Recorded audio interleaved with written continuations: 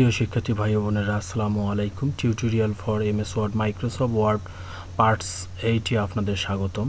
আমাদের আজকের lesson to add border and shading to the text and object. আমরা এখন বর্ডার এবং শেডিং কীভাবে সংযোজন করতে হয় সেই সম্বন্ধে বিস্তারিত জানানোর চেষ্টা করব। আমরা এখন এক্সপিরিয়েন্স সার্টিফিকেট, আমার নিচে একটি টাইপ করে রাখছি এক্সপিরিয়েন্স সার্টিফিকেট, এই লেখাটিকে আমি বর্ডার সংযুক্ত করব।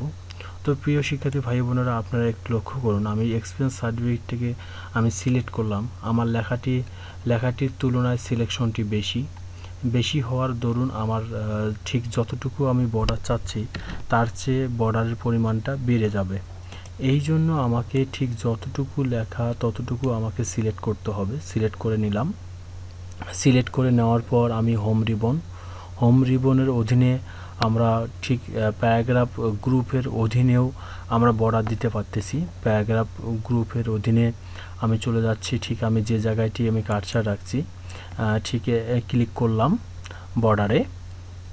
ঠিক এর অধীনে আমাদের অনেকগুলো অপশন শো করতেছে। এর মধ্য থেকে আমরা চলে যাচ্ছি বর্ডার অ্যান্ড শেডিং অপশনে চলে যাচ্ছি। বর্ডার অ্যান্ড শেডিং অপশনটি ক্লিক করলাম। ক্লিক করার সঙ্গে সঙ্গেই বন্ধুরা একটু দেখেন, এজন্য আমার এক্সপিরিয়েন্সের কিছু অংশ এখানে শো করতেছে।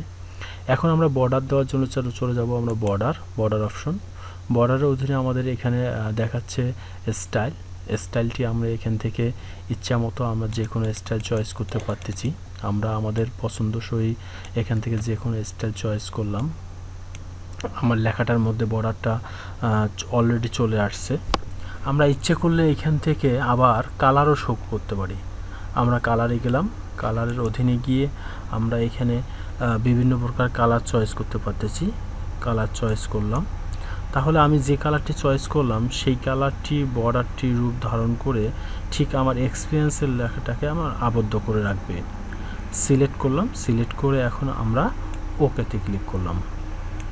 ওকে ক্লিক করার সঙ্গে সঙ্গেই বন্ধুরা আপনারা দেখতে পাচ্ছেন আমার এক্সপিরিয়েন্স সার্টিফিকেটটি একটি বর্ডারে আবদ্ধ বা বর্ডার সংযুক্ত করলাম। আমরা এখন চাচ্ছি যে আমার পেজটির মধ্যে বর্ডার দিতে। আমি আমার সমস্ত পেজটাকে বর্ডারে আবদ্ধ করতে চাচ্ছি।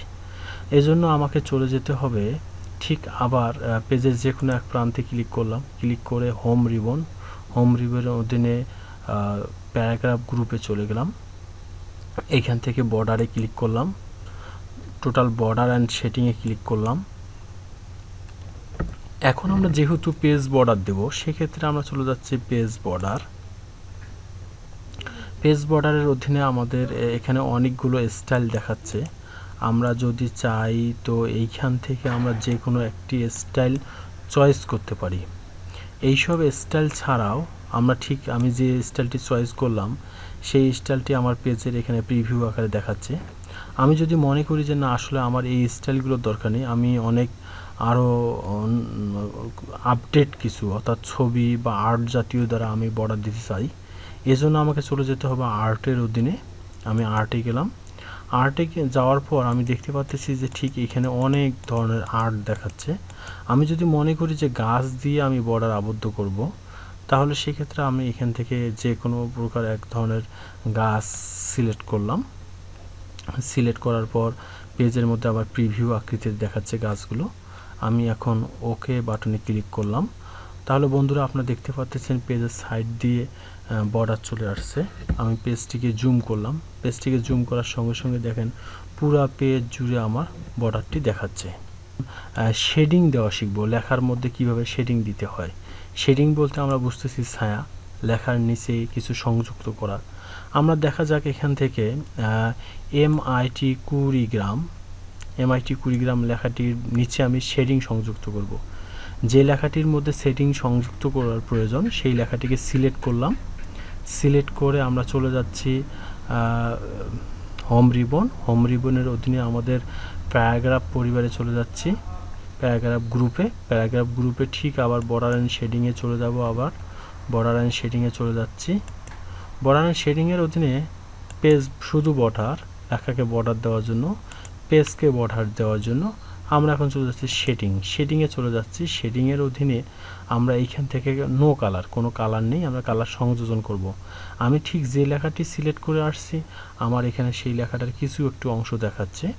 আমি এইখান থেকে যে কোনো একটি কালার সিলেক্ট করলাম, যেমনটি আমরা চয়েস করতে পারি পিছনের ব্যাকগ্রাউন্ডটি কোন কালার হবে বা শেডিংটি কি কোন কালার দেব। আমি এইখান থেকে যে কোনো একটি কালার চয়েস করলাম, চয়েস করার পর আমি ওকে বাটনে ক্লিক করলাম। বন্ধুরা দেখেন লেখার নিচে এটি শেডিং সংযুক্ত হয়ে গেল।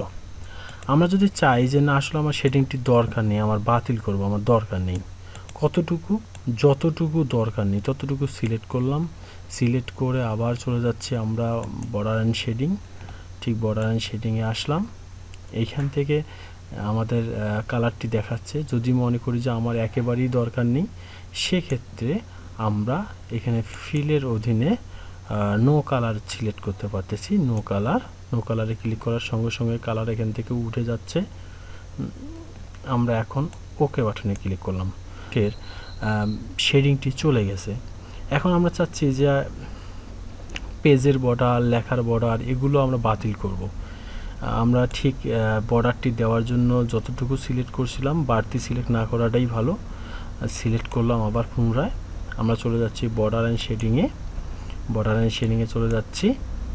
এইখান থেকে আমরা ঠিক যে লেখাটুকু সিলেক্ট করছি সেই লেখাটা এখানে দেখাচ্ছে। আমরা বর্ডারের অধীনে নান, তাহলে আমার ঠিক লেখার বর্ডারটি চলে গেল।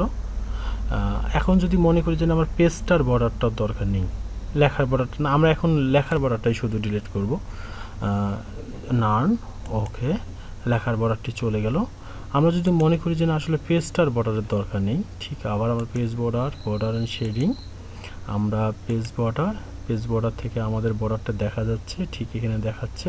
আমি যদি পেজ বর্ডারের অধীনে নানে ক্লিক করি, পেজের প্রিভিউ থেকে এটা চলে যাচ্ছে।